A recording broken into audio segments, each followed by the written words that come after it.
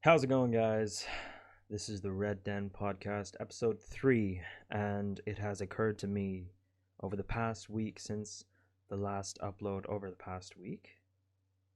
The past few days. It was Wednesday that I uploaded. Um, Over the past few days, it has occurred to me that you guys may not know me very well. Those of you who have come from seeing me elsewhere on Twitch and previous YouTube channel, which I'm not currently active on, but I intend to still ignite again for the 50th time. um, I thought it would be best if I shared more about myself so that when you're listening to me, you can understand me better and you can understand why I have the opinions that I might have or why I feel the way I feel about certain things. Ooh, whoops. Um, but yeah, you can also listen feeling like you know me a bit better, feeling like you're listening to a friend that's just talking for far too long and you're just patiently listening. but yeah, I was thinking about how I wanted to structure this episode, and honestly, I ended up writing, and I'm going to show you here. I ended up writing, if you're watching this is page 1. I'm flipping over, that's page 2, 3, and I moved on to page 4. 4 pages of just the bare start of my story, which is a bit much. And I don't know if the best way for me to do this is just to read what I have written down. I think it might be. Um, or I might just go for the bullet points and ramble. Bullet points and ramble it is. Right. I am 21, going on 22, and I was born in the southwest of Ireland, Kerry more specifically. Beautiful, beautiful place. If any of you have been, um, or any of you want to go somewhere in Ireland, I would highly recommend it. It has amazing scenery. I was raised definitely in a old-fashioned household. Um, and raised on old-fashioned music and old-fashioned everything really. And I am truly grateful for that. I know what a Walkman is. I know what a CD Walkman is. You know, the CD thing that I know what a cassette tape is for the younger people who are like, what the fuck? Yeah, and I'm 21. I know. I feel way older than I actually am, and I'm very very grateful for it. Um, I was always taught to say please and thank you and be polite, and I was raised with respect. And I credit my parents very, I credit them for the man I am today a lot. I have obviously, since I turned 18, and even in my later teen years, say 14, 15 onwards, I have grown a lot myself on my own, but the foundation was set by my parents, and for that I am eternally grateful. Um,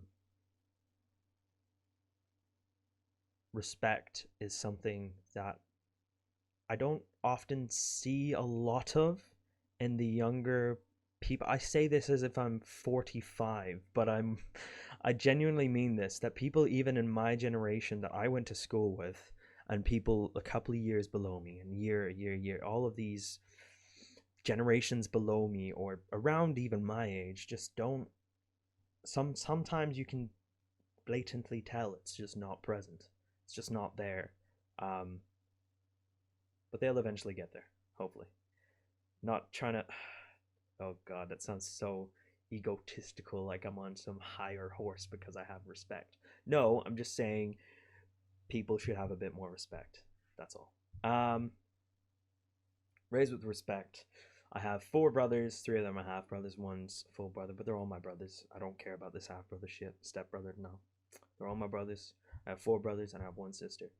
And that 1 sister, um, at the age of 4, unfortunately developed a rare form of epilepsy called Lennox-Gastaut syndrome.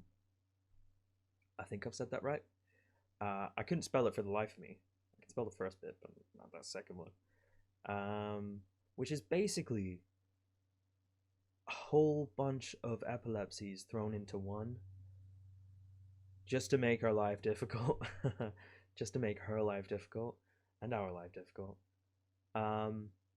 Which meant growing up, my parents understandably had to put more of their attention on my sister, which I completely understand, and in no way have I ever.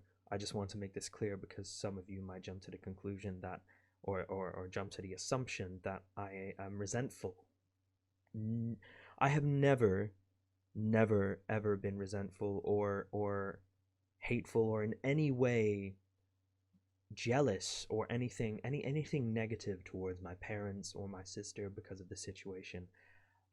I was one when this happened, so this was my life from day one. My parents always did their best, and they did a really good fucking job. They really did. And I tell that to them whenever I can. They may not want to listen to it, but I tell that to them, and now I'm saying it on here. So if they listen to this, you did a really good job. Which I take as inspiration for me in the future, because that's going to help me a lot, especially when it comes to raising your kids with respect and all of this. And the fact that they managed to still raise me so well, even though 90% of their attention was on my sister, is quite amazing. Hi, Future Adam, just interrupting the show just for a second. Me saying that, watching this back, editing it before I wanted to upload it, yes, that makes it seem like my parents like neglected me in the way I was saying it. That isn't the case at all. I just want to make that clear so I don't have to do one of them. Just want to clear things up. In the previous episode I talked about, I just wanted to throw the context in this episode. Yeah, my parents always did their best, and what I mean by that is not only did they raise me to be a respectful, kind, what I'd like to think gentleman, and also don't stand for nothing kind of guy, they also always took us on really nice holidays. I've been to Disneyland like 5 or 6 times, I think. 4 or 5 times. Legoland a couple of times. They always did their best, and they always took care of us. Us being me, my brother, and my sister, of course. Yeah. I just wanted to put that in there because I didn't want it to come across as if my parents were bad people. They are probably the most amazing people you could ever find. Yeah. Okay. Back to the show. I was a bit of a loner growing up, and that played into my life still to this day, I think. I quite like my own peace and quiet. I quite like my own little bubble. But it also made me crave attention. It also made me want to not only crave attention, but it also made me enjoy putting a smile on people's faces, because that's what I would do. I would be silly and whatever growing up just to get a smile out of my auntie or my mom and dad or something, you know. I would go out of my way to try to be funny or try to cheer people up, be the class clown when I was in school as some form of, you know, acceptance. I wanted to be accepted and liked, and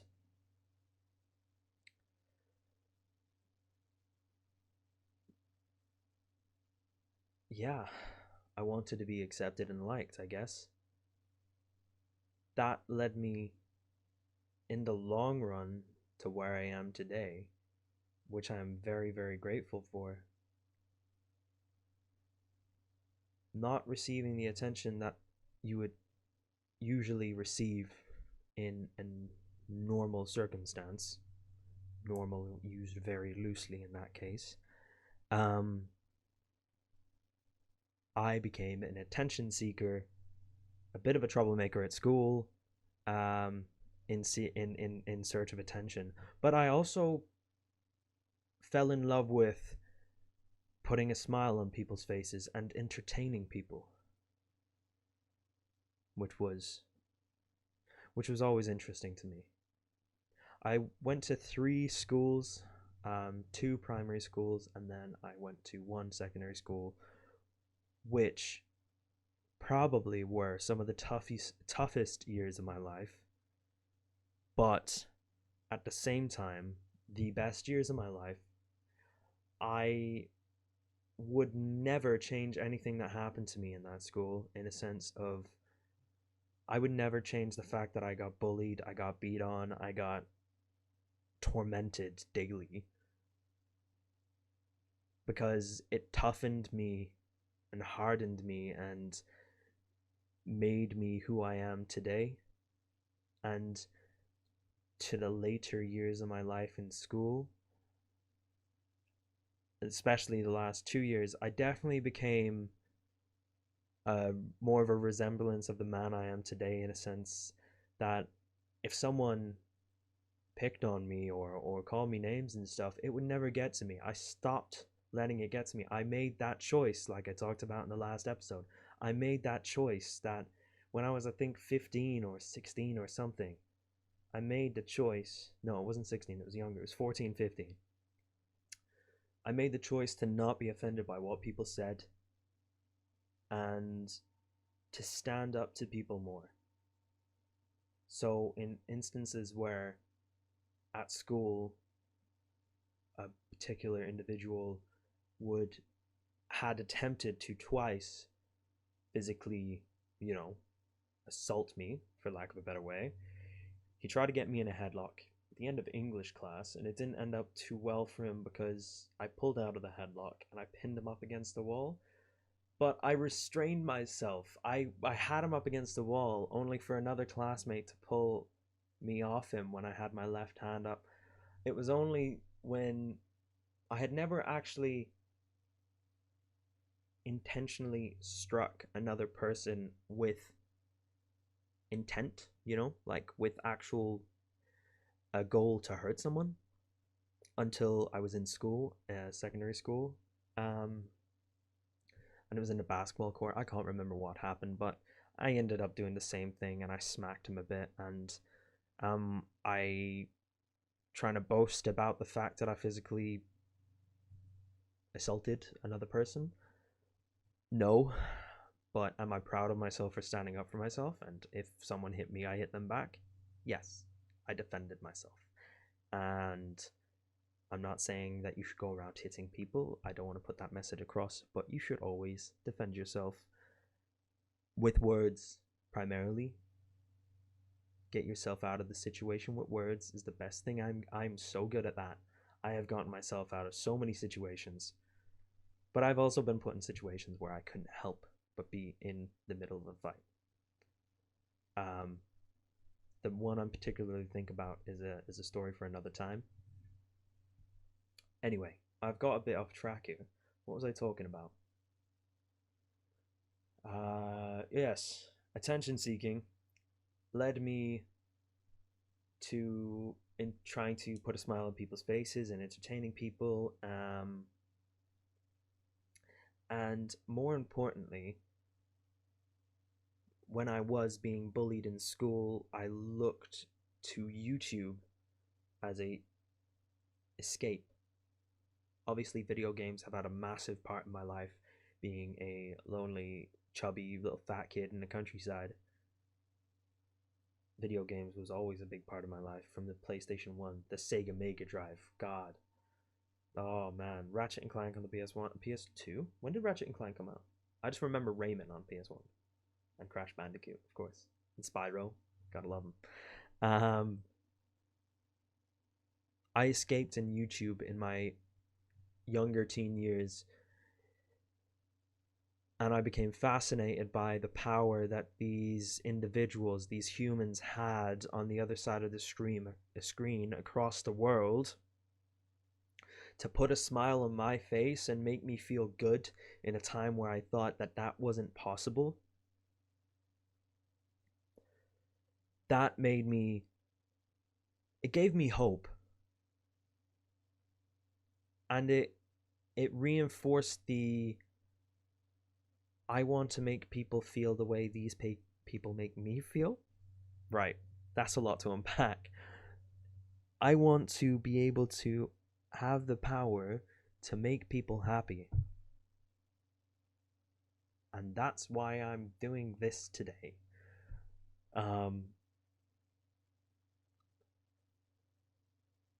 The ability to make someone laugh and smile, the thing that comedians do for their own selfish reasons, are to be liked, to be loved, to be laughed. You know, laugh at what they say so they can feel a sense of enjoyment, and that's their high. I feel like that's the same for me. Not that I crave the attention on me per se. I just crave the smile that I put on someone's face. Like at work, for example, if I can do something just to make someone smile, or if they're in a bad mood, try to bring them up a notch and just be like, hey, it'll be all right. Come on, you got this. Let's just keep pushing on, and blah blah blah, and whatever else I say, nonsense that I come out with to make them smile or whatever. That genuine, it makes my heart sing. I don't know what else to say. I may come off as obnoxious because of it, and people don't particularly like my positive, now I'm not always this way, but my positive attitude and my happy-go-lucky skipping my step. I keep that to a very, very fine level at work, though. Some days I'll have tougher days where I'm just like, fair, I'm not in the mood, so I might need that someone, and that someone could be anyone. Someone might just make me laugh, and I'm just like, oh, okay, it's not all that bad. Usually it's food, honestly. I might be having a really, really shitty day, and I'm just like, I probably need to eat. I haven't eaten enough today, and I need to drink some more water. And it's funny how your body talks to you in that kind of way. Like you're feeling really drained, but you probably just need some water and some more food, and then you feel a little bit better, and then you start doing more stuff, and then you just spiral out of control, and you're feeling great by the end of the day. It's not always the case, but a lot of the times with me and my body have a good relationship, and I know when I'm just probably just hungry, or probably just need more water because I've had like 6 coffees or something stupid. Not that I do that anymore. God, 6 coffees? No, I'm not. I don't do that at all. No. Um, but yeah. So after finding the fascination, back to the story. After finding the fascination with content creation and the ability to, from my bedroom, make people around the world smile and happy and lost in a world that we can share together and grow together, that's where this all began. I thoroughly believe the Red Den podcast does not exist without the series of events that have happened in my life. Me being bullied and tormented for years, and beat on, and God knows what else, to now, in this moment, the man I am today. If I didn't take that first step back in 2016, January, with the help of my brother behind the camera and on production, he edited the video and everything, and my best friend who I met in my second primary school, best friend of 11 years today, this year, not today, sorry, this year, 11 years it'll be, by October, I think. He was in the video with me, and in 2016, January, the first video from the channel Snow, the accent challenge was born. Now, this video puts, like, speaking about it puts a massive smile on my face, a ridiculous grin, because it is probably one of the most cringy things for me to think about and go back and look on, but because I sounded so prepubescent, my voice was horrible, and his voice was tiny as well, and he was bloody tiny. Jake, I'm calling you out. Um, but now he's a unit. He's a bloody unit. Jesus. Um, yeah, I'm so grateful for my brother and Jake throughout the years in general. They've always been a force to keep me grounded and motivation. Um, and I hope I can do the same for them. But I don't know the exact figures. I just know that the first episode that I talked about, I made the mistake in letting people's opinions get to me. I had a moment of weakness and I deleted the YouTube channel. That was the channel. AJ Snow is what it ended up being. It went from Snow to a week later being AJ Snow. And AJ Snow grew on from there. And that persona moved on to Twitch to be Sir AJ Snow. And I think enough people know that name for me to be. I hope I've had some kind of an impact on enough people's lives for them to know and remember me, AJ Snow, you know? I don't know. But I grew. I grew a fair bit on that channel. I grew 180 something subscribers, over 6,000 views on my channel totaled. And as I said before, I was getting AdSense revenue. Never saw a penny of it, but it was there building up. And that was something that was amazing to me that I held dear. I made vlogs, I did gaming videos, but people preferred the vlogs. And I just found things to talk about. I always did. I think one of the I once talked about the pen being mightier than the sword, or something ridiculous even from a young age. I was just talking and trying to motivate and inspire. That journey continued off of YouTube, went on to Twitch, and then I became an affiliate there, and I used to stream, and then I stopped, and I streamed more, and then I stopped, and I streamed more, and I've always had a place in my heart for content creation, and I've always had that passion to make people smile. Even when I was pursuing acting for the time I was, still something that I want to pursue, just currently with my situation in life, it has become increasingly difficult to pursue at this moment in time. My situation in life currently, right now, being I am a 21-year-old young man who's engaged to a beautiful, beautiful woman, Julia, and I am currently working from paycheck to paycheck in a retail job, trying to pay off my car, and I should have it paid off by the end of this year. Trying to pay off my car, who is also going to be a dad before the end of this year. Yeah, I guess that's kind of like an official announcement. Me and my fiance are expecting. She's pregnant, and I have honestly never been more excited for something in my life. She's 14 weeks, 15 weeks now? 15 weeks, I think. And we had our first scan a few weeks ago, at the 12-week mark, end of the first trimester. I can't even begin to describe how I feel about the idea of being a father. Sorry, I felt a bit emotional there talking about it. Um, the moment I found out that I was going to be a father, everything in my life shifted. Everything that I did in life felt like it had more purpose than it has ever had. The words that I speak,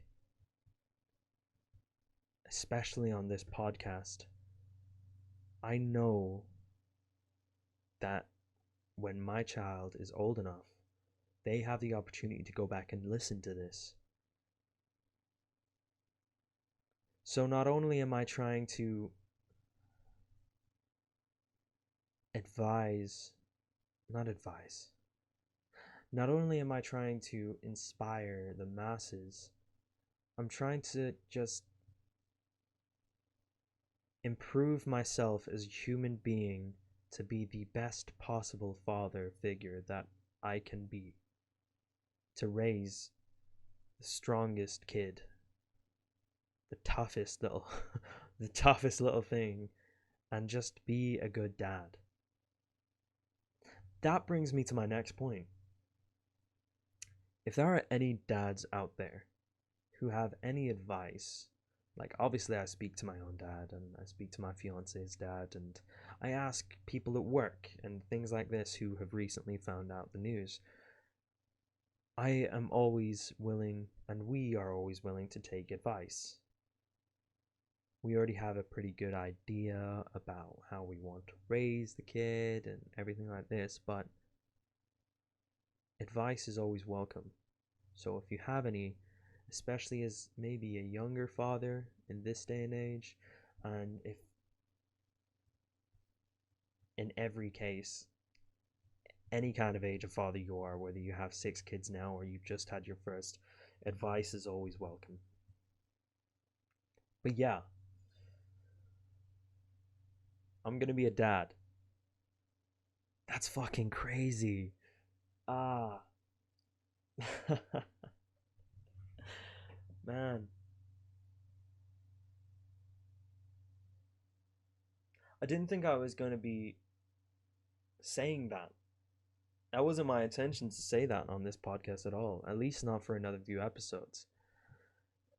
But it made sense in this episode, in the Get to Know Ya episode, to kind of,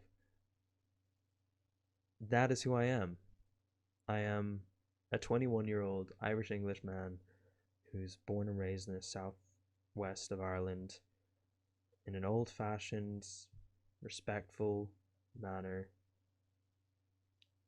I try to be the best version of myself every single day, and obviously I'm not perfect, but I am honest, I am respectful, I do my best, and I just want to put a smile on people's faces and inspire and motivate people to live a happier, healthier lifestyle.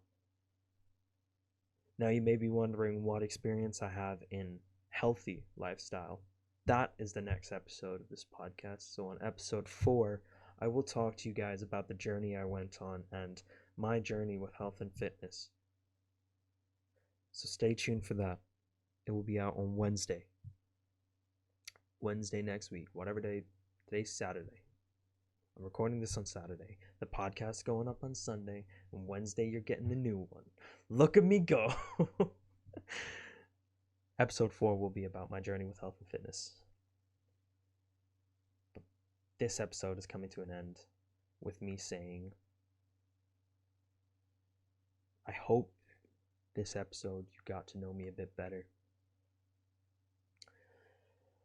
And if for some reason, whatever reason it may be, you do have further questions about things that I've said, maybe I wasn't particularly clear on certain parts of this episode, but that always leaves room for discussion and room for more explanation.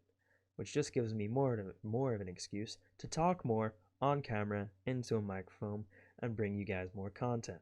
So, you are welcome to jump into my DMs at Red Den Podcast on Instagram and leave some questions in a comment below if you're watching on this on YouTube.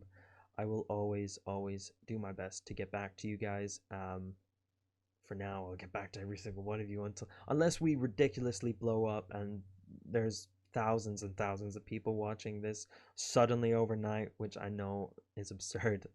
But if you watch this and got some kind of, or listened to this as well, sorry, Spotify listeners, if you watched or listened to this and got some kind of value from this episode or any of my episodes, I would really, really appreciate if you could share this with your friends.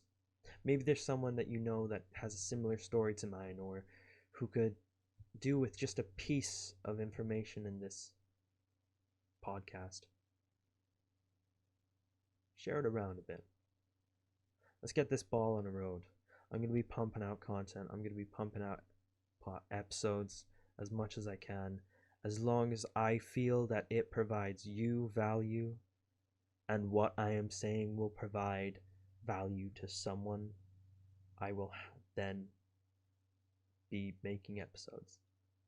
If I feel like I have nothing to say, which is very rarely, I obviously wouldn't put it in an episode, but I feel like everything that I have made so far has honestly brought value to at least one person.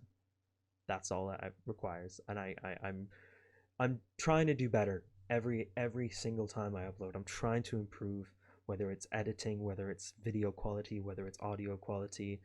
I have recently, as you may have seen with my post on Instagram, finally finalized the design for the Red Den brand, so that I'm very happy with. And I think that's all I have to say on today's episode. I hope you learned a little bit more about me, and I hope it was interesting and relatable, and you understand me more.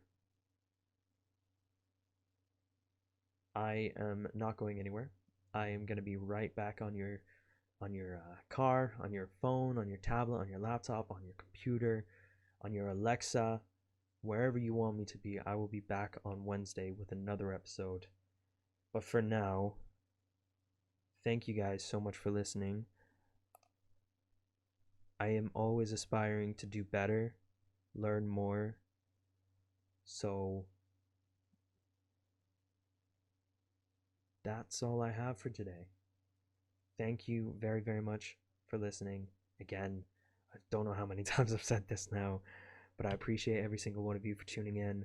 As always, stay awesome, stay frosty, keep smiling, and I will see you in the next one. Goodbye.